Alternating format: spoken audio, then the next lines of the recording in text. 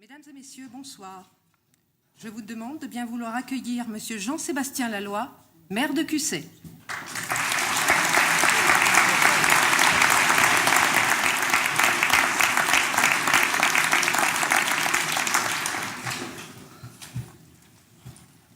Monsieur le secrétaire général de la sous-préfecture, représentant Madame le préfet, Monsieur le ministre, cher Claude, Monsieur le président de l'agglomération Vichy Communauté et maire de Vichy, cher Frédéric, Madame la vice-présidente du conseil départemental, Mesdames et Messieurs les élus régionaux, départementaux, Mesdames et Messieurs les maires, chers collègues, Mesdames et Messieurs les élus municipaux, Monsieur le président du tribunal de grande instance, Mesdames, Messieurs les magistrats, Monsieur le commissaire, Madame la directrice de l'Éducation nationale, Mesdames et Messieurs les représentants des forces de l'ordre et de secours, Mesdames et Messieurs les représentants des chambres consulaires, Mesdames et Messieurs les chefs d'entreprise, artisans et commerçants de la ville de Cussey, Messieurs les représentants du culte, Mesdames et Messieurs les présidents d'associations, Mesdames et Messieurs les directeurs, chefs de service, agents du conseil départemental, de l'agglomération, de la ville de Cussey, chers enfants du conseil communal des jeunes de la ville de Cussey qui vous ont accueillis il y a quelques instants, chers nouveaux habitants de la commune de Cussey qui ont été chaleureusement conviés ce soir, Mesdames et Messieurs, chers amis. Si Jean d'Ormesson a écrit « La plus belle histoire du monde, c'est l'histoire de ce monde qui n'existe que parce que nous le rêvons », c'est qu'il avait vraisemblablement perçu que rêver est une nécessité, un besoin vital même, qui permet à chacun de dessiner le monde, de dessiner son monde, pour se forger de petits ou de grands dessins. Et de rêver, nous en avons furieusement besoin. Rêver pour affronter un monde extrêmement cruel. Rêver pour contrecarrer les difficultés quotidiennes. Rêver pour apprendre à nos enfants à rêver. Rêver afin de construire un monde où tout peut devenir possible. Mais au-delà du rêve, c'est l'inspiration qui doit guider notre action. Vous avez toutes et tous été destinataires de la carte de vœux de la ville de Cussey, une carte, une fleur et ce mot « inspiré ». Une fleur qui symbolise, fièrement oserais-je dire, le travail accompli par nos services municipaux avec lesquels, grâce auxquels, nous venons d'obtenir, 20 ans après la première, la deuxième fleur du concours des villes et villages fleuris. Une fleur qui exprime le soin que nous portons au cadre de vie et au bien-être des Cusseytois. Une fleur qui signifie l'espoir et la raison de croire. Et c'est sous l'égide de ce simple mot, inspiré, que nous vous avons conviés à cette cérémonie des vœux pour l'année 2018. Une année que je vous souhaite d'ores et déjà riche d'émotions, emplie de joie, de bonheur, une année de paix, de solidarité et de respect. Que cette année 2018 vous voit respectueux, audacieux, créatif, responsable, innovant, rigoureux, engagé, déterminé, ambitieux, tous ces mots qui entourent notre salle de l'espace Chambon ce soir. Mais surtout qu'elle vous voit inspiré. Inspiré sur tous les plans, personnels et professionnels. Inspiré pour trouver le bon chemin. Inspiré pour mener à bien tous vos projets, sans avoir à se détourner des valeurs essentielles qui conduisent notre existence et auxquelles nous devons rester fidèles. L'année 2017 aura été une année que l'on peut, une nouvelle fois, et facilement, qualifier d'année difficile. Elle a commencé dans un bain de sang à Istanbul, faisant 39 morts. En mai, lors d'un concert, 22 adolescents perdent la vie à Manchester. Comme à Nice en 2016, les attaques aux camions béliers se sont multipliées, faisant de nombreuses victimes à Londres, à Stockholm, à Barcelone, à New York. En Afrique, 305 personnes décèdent dans une mosquée du Sinaï égyptien lors d'une attaque, alors qu'un double attentat à Mogadiscio en Somalie fait 358 victimes. 2017, c'est aussi Donald Trump et ses positions tantôt folles, tantôt inconscientes, ou peut-être guidées par une mûre réflexion que nous ne cernons pas encore. Face à lui, c'est un dictateur nord-coréen tout aussi imprévisible qui se dresse, et nous voici plongés dans l'attente des décisions de deux égos surdimensionnés qui se battent pour savoir qui a le plus gros bouton nucléaire. Si cela était une farce, nous pourrions presque en rire. Malheureusement, ça n'est pas le cas.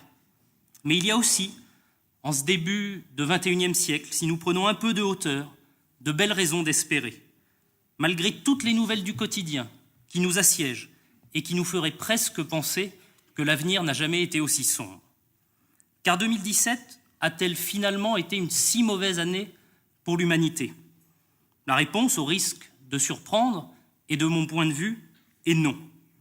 Mais c'est une évidence trop aveuglante pour être perçue notamment par une France qui souvent semble tout vouloir voir de travers. Il y a de moins en moins de choses qu'on a le droit de dire sans prendre le risque d'être jeté à la vindicte populaire ou au lynchage des réseaux sociaux. Mais il y a pourtant des réalités évidentes qu'il faut affirmer haut et fort. L'islamisme radical recule comme jamais depuis des années. Daesh est anéanti au Proche-Orient et l'Arabie saoudite, qui s'est montrée parfois complaisante à son égard, est en train de faire volte-face. L'Europe redémarre avec des prévisions économiques encourageantes. La BCE tape sur 2,4% de croissance, un résultat en hausse par rapport aux années précédentes. Et les États-Unis, malgré une image internationale troublée, sont en plein boom économique, 2,5% de croissance et un taux de chômage de 4%. 4%. Il y a 2 ans, Claude Malhuret, lors de ses vœux, nous recommandait la lecture de l'ouvrage de Yuval Noah Harari, Sapiens, une brève histoire de l'humanité, un ouvrage passionnant sur les origines de l'homme et son évolution jusqu'à aujourd'hui.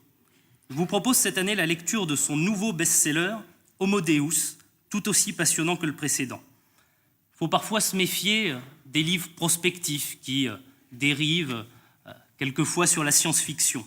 Mais force est de constater que son analyse est brillante et passionnante. Pour sa vision de l'avenir, je vous renverrai évidemment à la lecture de son ouvrage. Mais je vais me permettre de le paraphraser quelque peu, en tout cas en ce qui concerne son introduction, qui nous explique que nous avons la chance, oui la chance, de vivre dans un monde qui n'est pas si terrible qu'on nous le dit.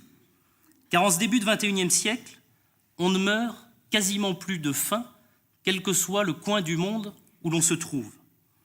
Toutes les grandes pandémies ont été éradiquées ou sont sur le point de l'être. Et les guerres entre États appartiennent à l'histoire ancienne. Et même si le terrorisme est toujours présent, c'est un épiphénomène au regard des massacres qui ont entaché l'histoire récente.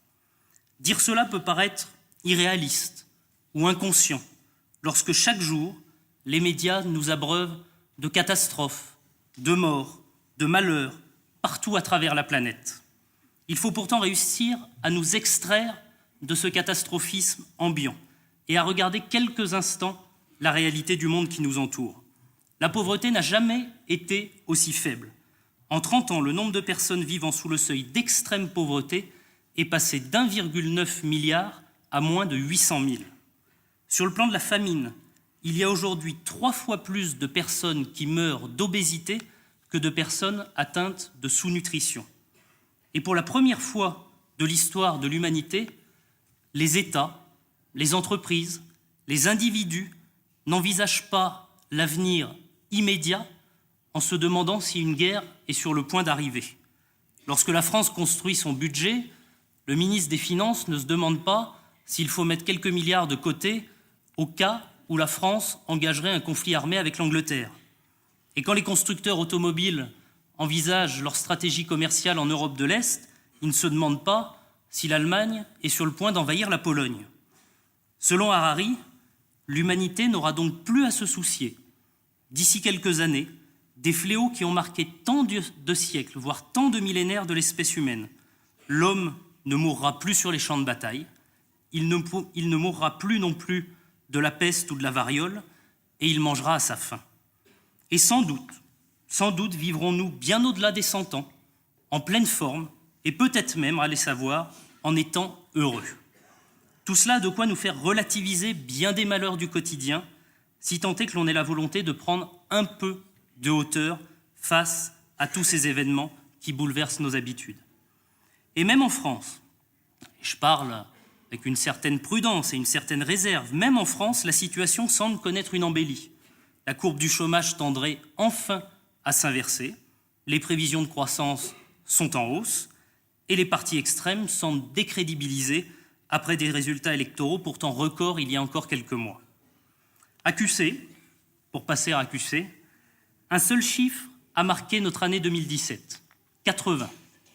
80% plus exactement. Un chiffre dont nous sommes particulièrement heureux car il représente le pourcentage réalisé des engagements pris lors de l'élection municipale de 2014. Sur 55 propositions formulées en 2014, à mi-mandat, ou un peu plus, 44 ont d'ores et déjà été réalisées ou sont en passe de l'être très rapidement. Pour cela, nous avons travaillé sans relâche depuis avril 2014. Nous nous sommes mobilisés pour faire de QC une ville dynamique, une ville vivante, une ville où l'avenir est possible, une ville dont chaque QCtois peut, je l'espère, être fier. Une ville tout d'abord où la fiscalité est maîtrisée, malgré la baisse sans précédent des dotations de l'État, qui, cumulée sur la durée du mandat, représentera une perte de recettes pour la commune de 3 millions d'euros. Nous avons donc décidé de réagir en maintenant une fiscalité maîtrisée et nous avons demandé à l'ensemble de nos services, aux adjoints concernés, aux élus, mais surtout à Hervé Dubosc, adjoint en charge des finances et de cet épineux dossier, de tout faire pour que les impôts communaux n'augmentent pas à QC.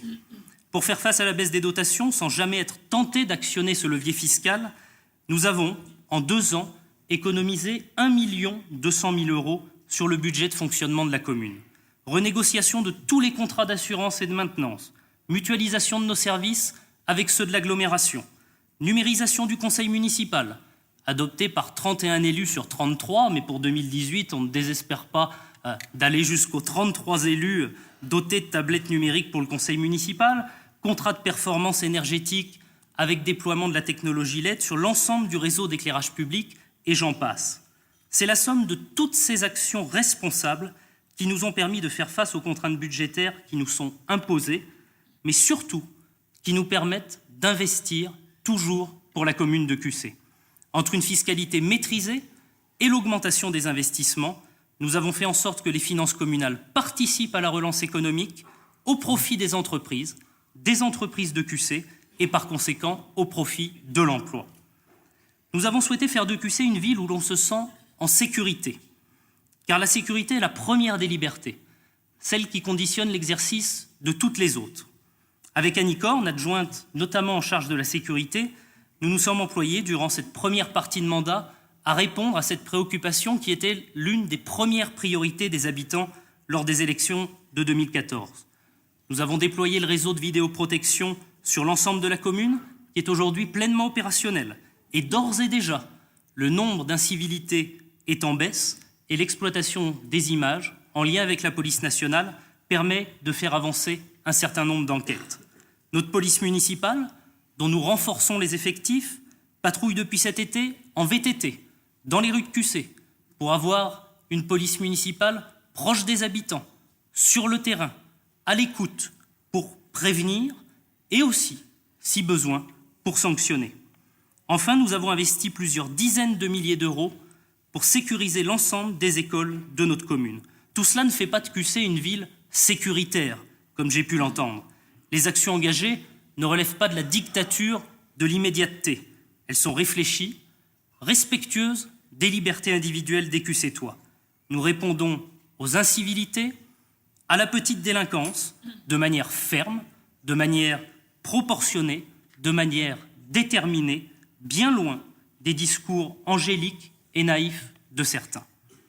Pour construire l'avenir, nous avons bien conscience de la nécessité d'un cœur de ville dynamique et accessible. Sur ce dossier, Bertrand Belloc, adjoint en charge de la redynamisation du cœur de ville, travaille avec tous les élus à cette stratégie. Malgré les réticences ou les interrogations de certains, ce dossier ne sort pas du chapeau. Il relève d'un travail de fond, de la mise en place d'une solide stratégie dont les effets à long terme doivent sortir notre ville de l'ornière dans laquelle elle a trop longtemps végété. Nous nous sommes attelés à ce sujet stratégique dès 2014, à travers notamment la création de ce que vous connaissez désormais tous, le Made in QC. Les enjeux de revitalisation de notre cœur de ville ne sont pas uniquement liés à la dynamique commerciale. L'ampleur de la tâche est tout autre. Mobilité, accessibilité, services publics, stationnement, habitat, urbanisme. C'est sur cette équation multiple que nous travaillons depuis 2014, avec notamment un certain nombre d'actions concrètes et rapides. La modification du sens de circulation pour faciliter l'accès vers le centre-ville de QC. La relance de notre marché hebdomadaire du samedi, avec une très large concertation avec les commerçants de ce rendez-vous du samedi matin. La création de près d'une centaine de places de stationnement en cœur de ville depuis 2014. L'organisation d'événements majeurs regroupant des milliers de personnes en cœur de ville. La création d'un commerce à l'essai, ouvert en 2016, ou encore l'installation de 8 artistes dans la Galerie des Arcades, ancien marché couvert de QC. En parallèle de toutes ces actions déjà réalisées, nous avons créé l'été dernier 3 commissions formées d'élus, de professionnels, d'agents de nos collectivités, d'habitants, de représentants des comités de quartier, pour travailler, pour qu'ils nous apportent leur expertise, leurs compétences, pour relancer la commune de QC en la basant sur une stratégie solide dans les domaines de l'habitat, des usages de la ville et de la dynamisation commerciale.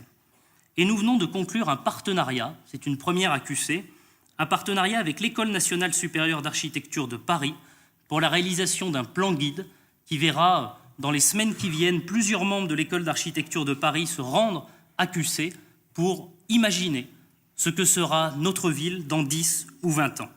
Une fois encore, nous voulons être tournés vers l'avenir, tout en étant respectueux de l'identité de notre ville, une ville à taille humaine, une ville chargée d'histoire, une ville proche de ses habitants et de leurs attentes.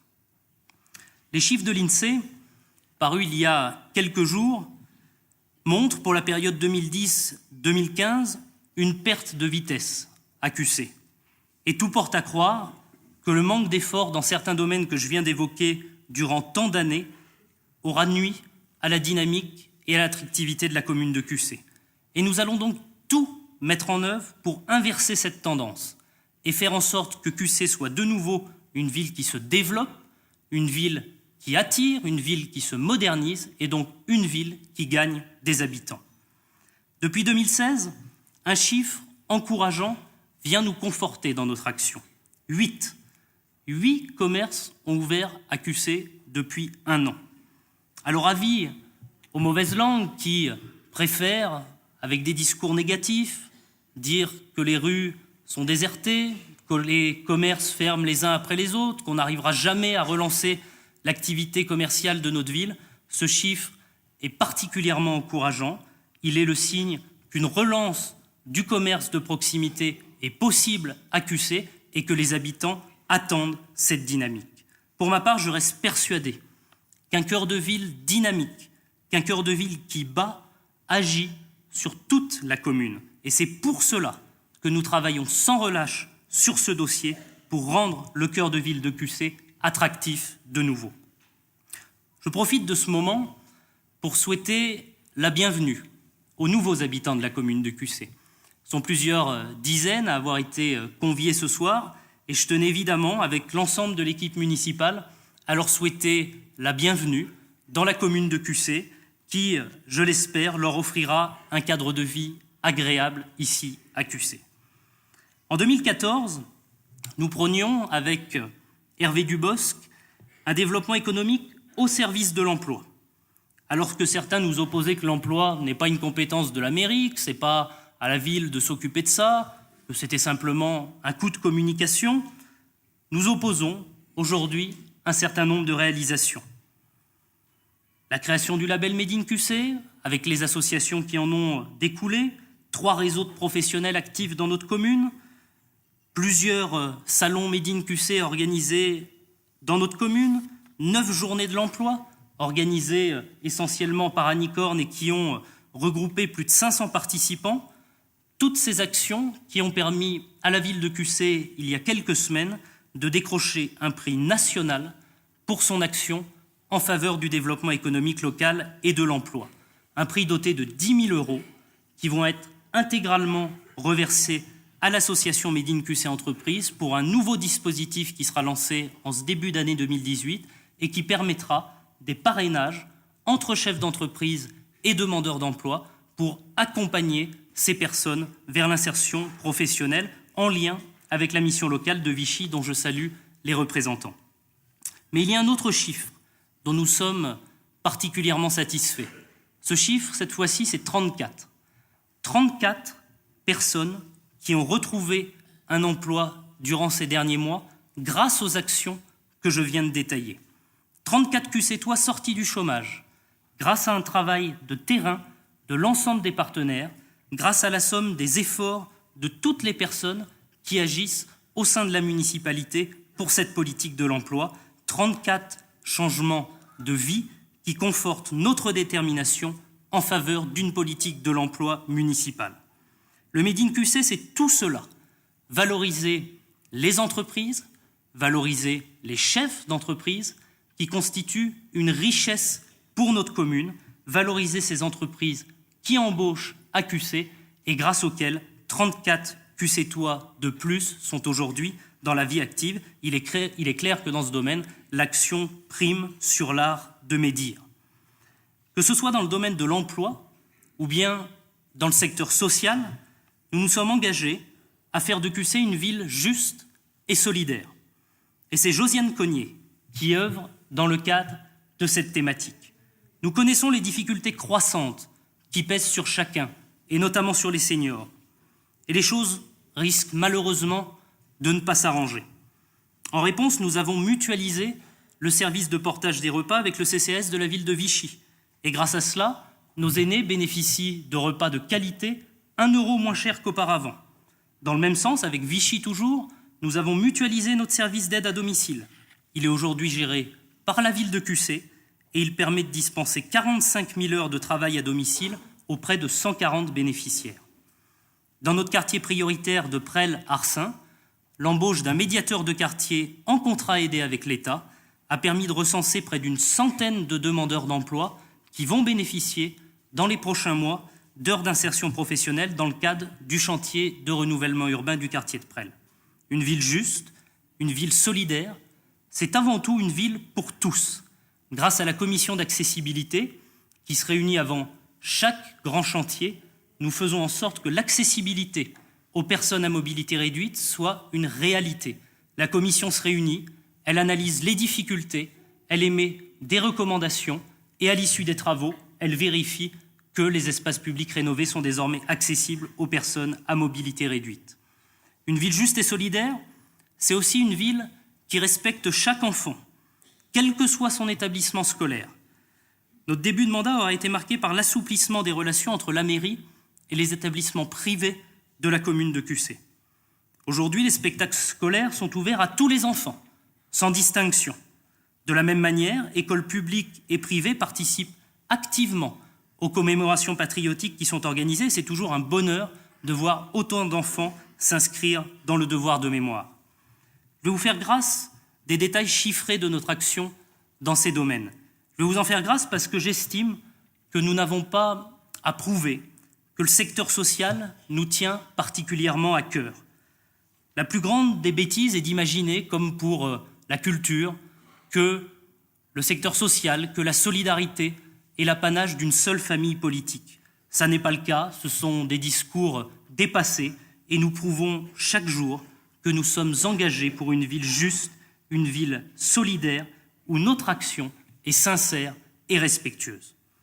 L'action municipale, c'est aussi et surtout l'écoute des habitants et de leurs préoccupations. La concertation, il y a ceux qui en parlent, qui en parlent, qui en parlent encore, qui en parlent toujours, puis il y a ceux qui la font. Et je maintiens cette ambition que nous avons en matière de concertation. Dans ce domaine, je pense que nous avons eu raison d'aller loin. En 2015, avec Dominique Dalmas, conseiller délégué au comité de quartier, nous avons créé 8 comités sur la commune de QC. Moins de 2 ans après, Ces 8 comités de quartier comptent 500 adhérents, ce qui fait des comités de quartier en moins de 2 ans la plus importante association de la commune de Cussé. Et je tiens évidemment à saluer toutes les actions qui sont menées par les comités de quartier et dans tous les quartiers de la commune de Cussé. En dehors de toutes ces actions qui sont réalisées au quotidien pour animer notre ville, pour créer du lien social, nous organisons chaque année 8 balades urbaines avec les représentants des comités de quartier, les élus, les agents de la ville de Cussé pour identifier tous les problèmes du quotidien. Et sur toutes les demandes qui nous sont formulées dans le cadre de ces balades urbaines, d'ores et déjà 70% des sollicitations ont reçu une réponse favorable et des solutions grâce à la réactivité de nos services municipaux. Du côté de la culture, qui aurait dit, notamment durant la campagne municipale, que le domaine de la culture ferait couler autant d'encre à Cussé? Il n'y a pas une culture pour certains et une sous-culture pour d'autres. Il y a une culture pour tous. Et reconnaissons que le travail engagé depuis de nombreuses années à Cussé a permis de forger une identité culturelle forte à notre commune. Mais parfois, au détriment de certains Cussétois qui se sont sentis exclus d'une culture parfois trop élitiste ou réservée à l'entre-soi. Avec Marie Châtelet, nous avons travaillé sur un double objectif. Maintenir une identité culturelle forte et dynamique pour la ville de Cussé, tout en développant et en diversifiant l'offre pour tous les Cussétois, car personne ne doit avoir peur de franchir les portes du théâtre. Côté programmation, nous maintenons une offre circassienne, de théâtre, de musique actuelle, de grande qualité, mais nous l'ouvrons à de nouvelles formes d'expression, et je pense notamment aux arts chorégraphiques pour la programmation culturelle de cette saison. Et pas de meilleur exemple pour en attester que la représentation du danseur et chorégraphe du Béjar Ballet de Lausanne, Rulio Arrozarena, qui aura lieu demain soir au Théâtre de Cussé en première mondiale. Désolé pour les retardataires, c'est archi complet depuis maintenant quelques semaines. En parallèle, comme nous nous y étions engagés, nous avons créé un événement festif, les Flamboyantes, qui rassemble chaque année plusieurs dizaines de milliers de spectateurs en cœur de ville, gage d'une excellence culturelle pour notre commune, mais aussi, et ça n'est pas contradictoire, de retombées économiques pour le cœur de ville. Nous avons ouvert le théâtre aux expositions, à des salons professionnels, à des conférences, et nous avons même ouvert le théâtre à des associations locales qui ont aussi le droit d'exprimer leur création dans notre théâtre municipal. Plus de 15 ans après sa création, Cours du Soir est en pleine mutation. L'année dernière, des nouveautés, le cinéma en plein air, un concert des Tambours du Bronx avec plus de 4000 personnes sur l'esplanade du Chambon, et pour 2018, de nouvelles propositions en préparation, mais dont Marie Châtelet m'a interdit de parler pour l'instant. Côté patrimoine, notre église Saint-Saturnin fête cette année ses 150 ans. Pour l'occasion, nous avons procédé, vous l'avez constaté, à la mise en lumière des vitraux. Et cette année, pour 2018, c'est tout l'édifice qui va bénéficier d'une mise en lumière. En 3 ans, nous allons investir 350 000 € pour la restauration de ce patrimoine remarquable de notre commune. Côté lecture, après la création des boîtes à lire qui ont connu un grand succès, qui connaissent toujours un grand succès, nous travaillons actuellement à la possibilité d'installer notre bibliothèque municipale dans l'hôtel de la Borderie pour allier un cadre historique exceptionnel à une médiathèque moderne, ouverte et digne de ce nom. Animer nos espaces publics, proposer des spectacles grand public, mettre en valeur notre patrimoine et pourquoi pas, chère Marie, dans quelques mois, colorer nos rues. L'idée du street art est en train de faire son chemin à Cussé, à l'instar de Monsieur Chat qui avait posé ses bombes à Cussé il y a maintenant 2 ans. Nous imaginons prochainement que certains murs de notre commune soient égayés des œuvres artistiques de grands artistes du domaine du street art. C'est tout un programme qui est engagé pour la culture, pour le patrimoine, et dans ce cadre, notre action se renouvelle sans cesse, tout comme la culture se renouvelle sans cesse. La jeunesse, elle est l'avenir. La jeunesse, elle est au cœur de nos préoccupations. À l'école, en accueil de loisirs ou dans nos animations, la jeunesse tient une place prépondérante dans nos actions. Nous avons initié un grand plan École 2020, doté de plus d'1 million d'euros, qui nous permet de rénover les classes, de les équiper en tableaux numériques interactifs, tout en déployant la fibre optique entre les différentes écoles. Et je ne peux pas oublier nos 19 conseillers communaux jeunes, dont j'ai parlé tout à l'heure, dont la mission, durant le mandat, tiendra en un mot citoyenneté. Car la vie citoyenne doit être comprise, acquise, transmise. C'est un devoir individuel au service de la collectivité. Nos jeunes conseillers, que vous avez pu rencontrer dans le hall d'accueil, travaillent déjà avec passion. En écho, nous leur ferons découvrir les institutions locales, régionales, nationales. Cet apprentissage de la vie citoyenne leur permettra, peut-être, de briguer un jour un mandat d'élu. En tout cas, je leur souhaite, je leur dis, parce que c'est exigeant, mais c'est aussi terriblement passionnant. Nous accompagnons les jeunes QCtois à travers différents dispositifs tout au long de l'année. Le programme de réussite éducative a suivi 174 enfants durant l'année scolaire 2016-2017, en leur proposant soutien scolaire et aide aux devoirs. Enfin, que ce soit sur le soutien aux projets artistiques ou encore en direction de l'enfance au sens large, nous sommes sur tous les fronts et toujours à l'écoute, y compris dans le domaine des rythmes scolaires, pour lequel nous avons fait le choix du retour à la semaine de 4 jours, en accord avec 70% des familles et des équipes pédagogiques consultées. La jeunesse, c'est aussi la formation. Et notre mairie est un bel espace de formation pour nos jeunes. Elle abrite de nombreux professionnels avec des missions diverses, variées, des services dans pratiquement tous les domaines, et elle est un formidable espace d'apprentissage pour appréhender la future vie professionnelle de nos jeunes. Depuis 2014, nous avons donc accueilli 335 stagiaires dans les différents services de la municipalité et nous venons de signer un contrat d'apprentissage avec l'un d'eux il y a quelques jours. Nous avons le devoir d'être ambitieux pour notre jeunesse. Qualité des conditions d'enseignement, offre de formation, réseau d'entreprises, infrastructures sportives et culturelles, tous ces enjeux sont liés à notre jeunesse pour qu'elle se construise un avenir solide dans notre ville. En écho au secteur de la culture et de la jeunesse, Marie-Claude Vallat travaille avec l'ensemble de son équipe pour faire de QC une ville sportive, mais même mieux, une ville avec des sportifs qui gagnent. Depuis 2014, ce ne sont pas moins de 63 champions qui ont été consacrés sur les podiums nationaux et internationaux.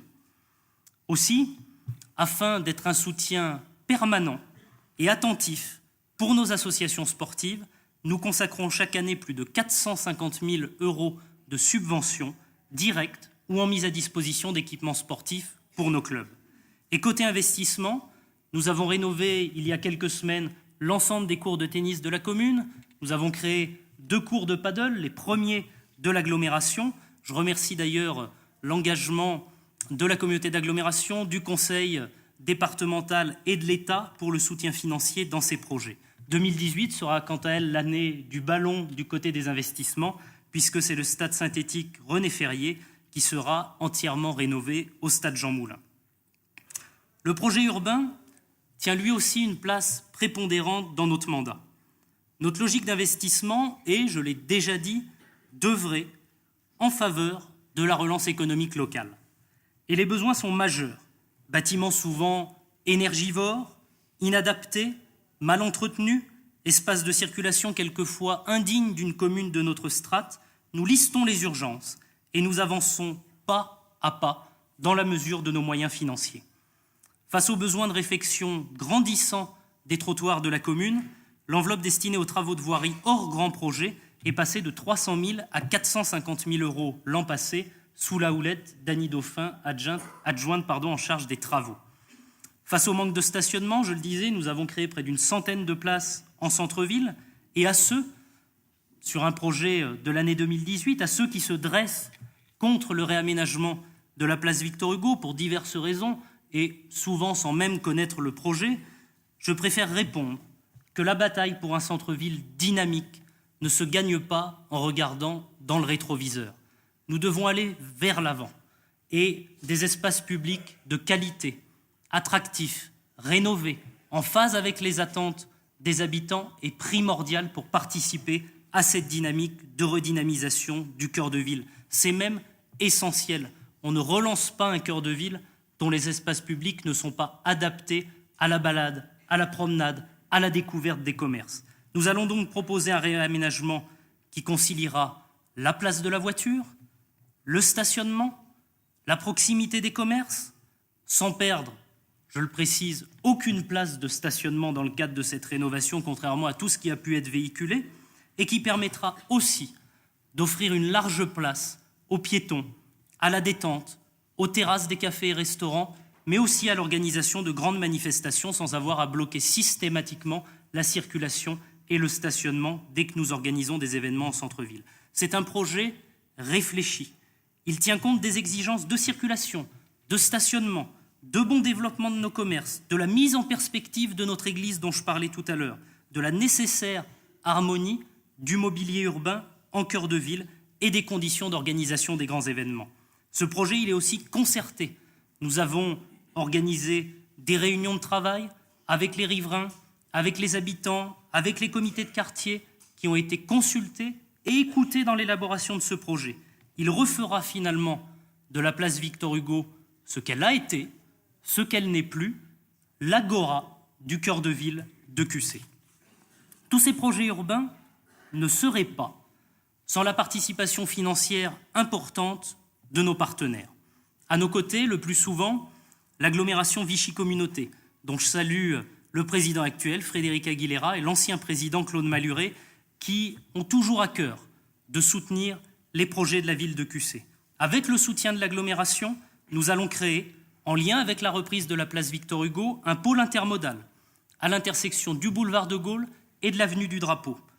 Cet arrêt de bus, on ne l'imagine pas forcément, est le deuxième de l'agglomération, avec plus de 500 voyageurs qui empruntent les transports en commun chaque jour à ce carrefour. Nous allons donc entièrement le rénover, le doter d'arrêts de bus modernes, agréables pour les voyageurs, avec du mobilier urbain connecté et même un service de vélo en libre service pour les usagers les plus courageux. Cette création nous permettra de reprendre tout le secteur de la rue de Liège en 2018, avec un agrandissement des voies de circulation, le réaménagement des trottoirs pour les personnes à mobilité réduite et la reprise du parking de la rue de Liège avec sa végétalisation. L'agglomération, c'est aussi, vous le savez, le boulevard urbain, dont nous venons d'inaugurer le 2e tronçon, alors que le 3e est déjà à l'étude. Cette magnifique percée, en plus d'ouvrir la perspective sur le lycée Albert Londres d'un côté ou le quartier des Graves de l'autre, permet déjà et permettra de fluidifier la circulation au travers de notre agglomération. Elle permet aussi de désenclaver certains quartiers, et je pense notamment au quartier de Presles, pour lequel nous avons énormément agi depuis 2014. Dès 2014, en effet, permettez-moi de faire une parenthèse sur ce dossier, de nombreux habitants du quartier de Presles nous ont sollicités pour faire avancer le dossier de rénovation. Il aura fallu beaucoup de temps, beaucoup d'énergie pour qu'un projet rangé dans les cartons devienne aujourd'hui réalité. Il y avait des paroles, il y avait des mots, il y avait des annonces depuis près de 30 ans et rien n'arrivait. Et donc nous avons réalisé des centaines d'heures de réunions, des dizaines de rendez-vous à Moulins, à Lyon, à Paris, avec nos élus d'agglomération qui nous ont accompagnés dans tous ces dossiers pour faire en sorte d'obtenir les financements. Et donc, après toutes ces actions, c'est en 2018 le plus grand chantier de rénovation du département qui va débuter à QC. Réhabilitation des bâtiments, reprise de la voirie, des parkings, des espaces de jeu, développement d'une promenade le long du Sichon, création de passerelles, arrivée des bus à l'intérieur du quartier. Autant d'améliorations qui vont permettre à ce quartier de s'ouvrir sur la ville, mais aussi à tout le reste de la ville de QC de redécouvrir le quartier de Presles, qui est un véritable écrin de nature, avec notamment la traversée du Sichon à son état sauvage dans ce secteur de la ville. Grâce aux investissements du bailleur, Ali Habitat, de l'agglomération, du conseil départemental, de la commune, de l'Europe, de l'État, mais surtout du Conseil régional Auvergne-Rhône-Alpes qui a considérablement augmenté son enveloppe de subventions pour ce dossier, ce programme de rénovation va enfin démarrer en 2018. À cela s'ajoute la rénovation de l'avenue de Vichy, vraisemblablement pour l'année prochaine, et la création d'un conservatoire d'agglomération dans l'un des bâtiments désaffectés de la cité scolaire Albert Londres, tous ces éléments qui nous permettront finalement d'écrire un véritable trait d'union entre la ville de Cussey et la ville de Vichy. Avant de terminer mon propos, ça se rapproche, où je vous parlerai d'environnement, je voudrais encore insister sur 2 points. Lorsque je dis que je vais bientôt terminer mon propos, ça me permet de gagner encore 5 minutes d'attention de votre part. Le premier, c'est que sur nos 55 propositions, il faut avoir le courage de le dire, certaines ne seront pas réalisées.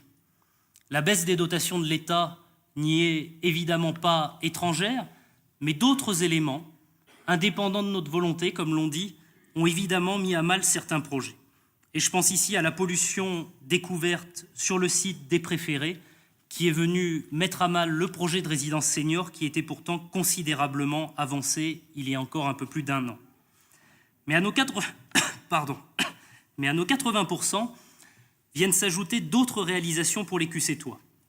Car un bon projet municipal, c'est aussi un projet qui évolue, qui s'enrichit, qui s'adapte aux attentes des habitants. Si notre action se poursuit dans le temps au gré des propositions formulées en 2014, nous étoffons quotidiennement ce travail. Permanence d'élus chaque samedi matin, sans rendez-vous, à la mairie. Maîtrise d'usage pour tous les grands chantiers, qui permet d'associer les habitants aux réunions de chantier. Présentation du budget de la commune aux habitants. Reprise des concessions perpétuelles du cimetière. Révision du plan local d'urbanisme. Relié au domaine du développement économique, il y a un dossier qui nous tient tout particulièrement à cœur et sur lequel je tenais à revenir, qui ne faisait pas partie des propositions de 2014. C'est celui du projet alimentaire territorial, initié il y a maintenant 2 ans par Bertrand Belloc et qui, après une phase d'expérimentation particulièrement concluante sur la commune de Cussey, est en train de s'étendre à toute l'agglomération. Né du volet agricole du Made in Cussey, car il y a un Made in Cussey agricole, composé d'agriculteurs, le projet est soutenu par les exploitants de la commune. Ce dossier, c'est celui du rapprochement entre le monde agricole et les consommateurs que nous sommes, celui de la consommation directe des produits de qualité que nous produisons sur notre territoire. Fête de la ruralité, marché de producteurs, intégration des produits locaux dans les menus de la cuisine centrale, réalisation d'une brochure sur toutes les productions de la ville de Cussey, tout cela participe à valoriser le travail de nos producteurs locaux. À ces initiatives de développement, j'ajouterai également un dossier ô combien important pour notre commune et pour l'agglomération. On nous a annoncé il y a maintenant quelques mois une énième réforme de la carte judiciaire. La précédente est à peine digérée que la suivante arrive déjà. Vous le savez, nous avons à Cussey la chance d'avoir un tribunal de grande instance exerçant toutes les compétences judiciaires et il est le premier du département. Et comme à chaque réforme judiciaire, les inquiétudes se font évidemment jour quant à son avenir. Mais je me battrai sans relâche avec tous les élus du territoire, avec les professionnels de justice, pour faire en sorte que Cussey non seulement conserve une juridiction de plein exercice, avec toutes ses compétences judiciaires, mais aussi et surtout que l'État mette enfin des moyens pour que la justice puisse être rendue dans des locaux dignes de ce nom. Il faut investir pour la justice à Cussey, pour la création d'une cité judiciaire, pour la première juridiction du département de l'Allier. La création, en 2018, dans quelques semaines, d'une maison du droit, à l'initiative du président du tribunal de grande instance, en lien avec les professionnels de la justice, avec l'appui de la ville de Cussey, de l'agglomération Vichy Communauté, est une première pierre en ce sens qui permettra de faciliter l'information de tous les justiciables de notre territoire. Voilà maintenant 40 de minutes déjà que ce discours a commencé et je n'ai que trop peu parlé de ceux qui rendent possible tous ces projets. Ce ne sont pas les élus qui sont derrière moi, leur tour va venir. Ceux à qui je pense, ce sont les agents municipaux de la ville de Cussé. Nous leur avons demandé beaucoup d'efforts en arrivant. L'augmentation du temps de travail, avec la suppression de 2 jours de congé qui étaient accordés depuis des lustres à la discrétion du maire. Nous avons mis fin à l'utilisation des véhicules municipaux en dehors des heures de service. Nous avons demandé à chaque agent de trouver des économies dans leurs services respectifs.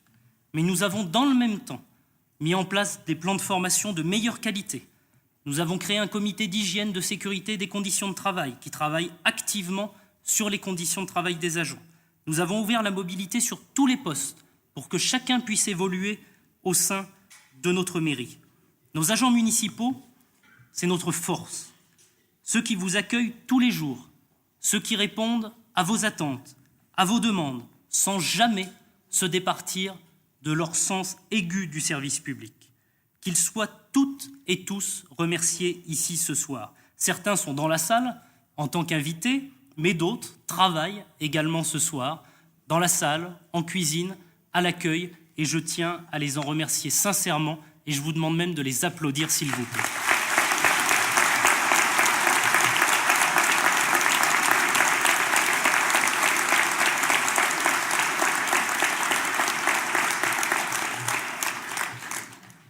Pour terminer mon propos, je gagne encore 5 minutes, je voudrais revenir sur cette fleur. Cette toute petite fleur qui est le symbole de nos vœux 2018, le symbole aussi de notre engagement en faveur de l'environnement à Cussé. Cette fleur, c'est le contrat de performance énergétique que nous avons signé il y a 2 ans et qui va nous permettre, dès cette année, de réaliser 48% d'économie d'énergie sur la consommation de l'éclairage public. Cette fleur, c'est le parc de véhicules municipaux que nous renouvelons, que nous diminuons et que nous remplaçons par des véhicules électriques et même maintenant, grâce à l'agglomération, par des vélos électriques. Cette fleur, ce sont les 10 chèvres qui ont combattu la renouée du Japon durant tout l'été sur les berges du Jolan et ce troupeau de moutons qui a entretenu les abords du château d'eau de la route de Paris. Cette fleur, ce sont aussi des herbes, celles que l'on appelle les mauvaises herbes, celles qui poussent ça et là sur nos trottoirs, qui ne dérangent pas grand monde, à part quelques esprits chagrins, mais qui nous permettent désormais de ne plus déverser chaque année des milliers de litres de produits chimiques dans les trottoirs de Cussé. Cette fleur, ce sont aussi les 1300 arbres que nos services entretiennent. Cette fleur, c'est la politique que nous adoptons qui consiste à replanter un arbre à chaque fois que nous sommes contraints d'en abattre un pour des raisons de sécurité. Cette fleur, c'est aussi vous qui, activement ou en simple spectateur, vibrez avec nous, nous accompagnez, participez à la dynamique de Cussé et à toutes ces actions pour notre ville et pour ses habitants. Cette fleur, c'est enfin tout ce que je vous souhaite en 2018. Un cœur bien accroché, bien entouré, mais surtout un cœur vibrant, vivant et battant. Un cœur qui vous rappellera chaque jour qu'au-delà du respect, de la responsabilité, de la rigueur, de l'engagement, il y a avant tout l'inspiration. Et c'est tout ce que je vous souhaite. C'est tout ce que je souhaite à la belle équipe qui m'entoure ici sur scène, à ces 33 élus municipaux qui œuvrent chaque jour avec passion, avec détermination, avec engagement pour faire avancer les projets de notre commune, et je les en remercie très sincèrement.